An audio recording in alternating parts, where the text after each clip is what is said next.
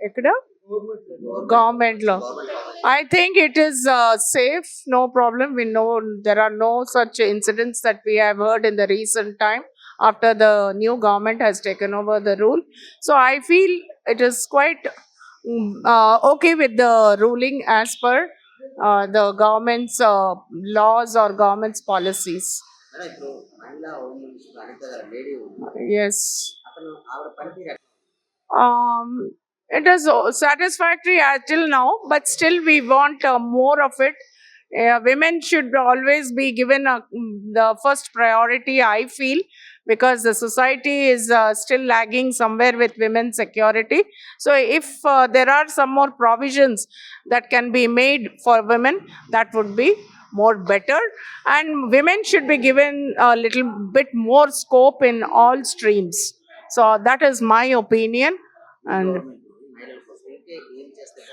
I think, first of all, security of women is very, very important, which is still lagging. And lagging, why? Because there are so many domestic violences that we can still find. Maybe women are not able to come out and tell it out. But I think still women should be given much of a high scope, and they should create a kind of an self building strategy. Women should have a self building strategy. Yeah, overall, the government, I feel they are quite good with their role. కూటమి government వచ్చిన తర్వాత మహిళల పరిస్థితి పర్వాలేదండి. ముందు tension అనేది లేదు. First of all మాకు ఇంట్లోకి వచ్చేటప్పటికి గ్యాస్ సమస్య. ఆ గ్యాస్ సమస్యని 3 బండ్లు ఉచితంగా ఇచ్చి చాలా వరకు ఆర్థికంగా కొంచెం, అంటే మరీ అని కాదు, ఆర్థికంగా కొంచెం వెసులుబాటు కల్పించారు. అది అంటే ఇప్పుడు గవర్నమెంట్ వచ్చిన తర్వాత ల్యాండ్ ఆర్డర్ కానీ ఎలా ఉంది?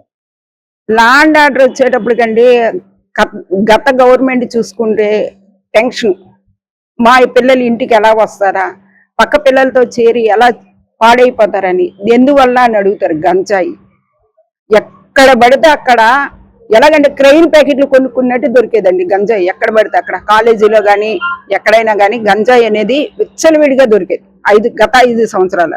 ఇప్పుడు వచ్చిన ఈ 8 నెలల్లోనే గంజాయి, ఫస్ట్ ఆఫ్ ఆల్ గంజాయి మీద ఉక్కుపాదం మోపి ముందు పిల్లల్ని సేవ్ చేశారు. దానివల్ల ఏంటంటే మేము ఇంట్లో ఉన్న ఆడవాళ్ళు, అమ్మయ్య మా బిడ్డ ఈరోజు హ్యాపీగా వస్తుందని. ఈరోజు ఎంతమంది ఆత్మహత్య చేసుకోవట్లేదండి గంజాయి మత్తులో పడి, ఆ గంజాయి దొరక్క చేయక. అంత విచ్చలవిడిగా దొరికేది. ఇప్పుడు అది లేకుండా ఉండడం వల్ల మేము చాలా హ్యాపీగా ఉన్నాం. ఇప్పుడు హోంమంత్రి గారి పనితీరు ఎలా? చాలా బాగుందండి. ఎప్పటికప్పుడు అందుబాటులో ఉంటున్నారు. ఏదైనా సమస్య వచ్చినా కూడా దానికి క్లారిటీ ఇస్తున్నారు. ఇప్పుడు హోంమంత్రి గారు అనిత గారని ప్రతి మహిళ చెప్పే స్టేజ్ లో ఆవిడ వర్క్ చేస్తుందండి. గత 5 సంవత్సరాలు హోంమంత్రి ఎవరో మాకే తెలియదు. ఏం మాట్లాడతాం అంటే దాన్ని బట్టి మీరు తెలుసుకోవచ్చు హోంమంత్రి గారు అనిత గారి పనితీరు ఎలాగున్నదని. ప్రత్యేకించి చెప్పక్కర్లా. ఇప్పుడు ఆవిడ ఇంటింటి తలుపు కొట్టి చెప్పేంత కాదు కదా హోంమంత్రి. ఏంటంటే మీడియా ద్వారా ఏంటంటే మాకు కనిపించడం వల్ల, ఈవిడ హోంమంత్రి గారు మాకు మహిళ ఏదైనా అవసరమై గబుక్కుని వెళ్ళినా కూడా మాకు సాయం చేస్తుందన్న ధైర్యం మహిళలో ఉందండి. అంటే ఇప్పుడు కూటమి గవర్నమెంట్ మహిళలకి ఏం కావాలని మీరు కోరుకుంటున్నారు? అంటే చంద్రబాబు నాయుడు గారు సూపర్ 6 భాగంగా ఇప్పటి వరకు అన్ని బాగానే చేశారు. 3 గ్యాస్ ఇచ్చారు, ప్లస్ వృద్ధాప్య పింఛన్ అన్నారు. 1500 అంటున్నారు. దాని గురించి ఆశగా ఎదురు చూస్తున్నారు. ప్రతి ఆడబడితే ఆశ. ఇప్పుడు ఇస్తామంటే పెట్టే అమ్మని అడుగుతారండి, పెట్టనమ్మని ఎవరు అడగరు. అంతే కదా. అలాగే చంద్రబాబు నాయుడు గారు ఇస్తారన్న ఆశ ఉంది, ఇస్తారన్న నమ్మకం ఉంది. కాబట్టి ఆ 1500 వచ్చినా కూడా సంతోషిస్తాం. అంటే ఇప్పుడు మహిళలకి కుట్టు మిషన్ పంపిణీ చేయటం వల్ల వాళ్ళ ఆర్థిక పరిస్థితి బాగుంటుంది అంటారా? కుట్టు మిషన్ కి ఆడవాళ్ళకి అవినాభావ సంబంధం అండి. కుట్టు మిషన్ అనేది ప్రతి ఇంట్లో ఉంటే చాలా వరకు ఇప్పుడు ప్రతిదీ కుట్టు మిషన్ తో ఆధారం అండి. బట్టలు అనేవి, ఆ బట్టలు ఏంటంటే ప్రతి దానికి వెళ్తే 10-20 ఏళ్ళ డిమాండ్ గా ఉంది. అదే కుట్టు మిషన్ ఇంట్లో ఉందనుకోండి, ఆడవాళ్ళకి చాలా వరకు ఉపయోగపడుద్ది. అది కుట్టు మిషన్ లో చూస్తే చంద్రబాబు నాయుడు గారు గుర్తు వస్తారు కదా, మాకు అన్ని విధాల హ్యాపీగా ఉంది అనేసి. అది కుట్టు మిషన్ వల్ల మహిళలు ఇంట్లో చాలా సంపాదించుకోగలరు. కాంట్రాక్ట్ వర్క్లు ఉంటాయండి. ఫాల్ కుట్టుకున్న వాళ్ళకి, లంగాలు కుట్టుకున్న వాళ్ళకి ఇలా ఉంటాయి, చాలా ఉంటాయి బయటకు వెళ్ళి తెచ్చుకోవడానికి. ఆర్థికంగా చాలా వరకు ఉపయోగపడుద్ది.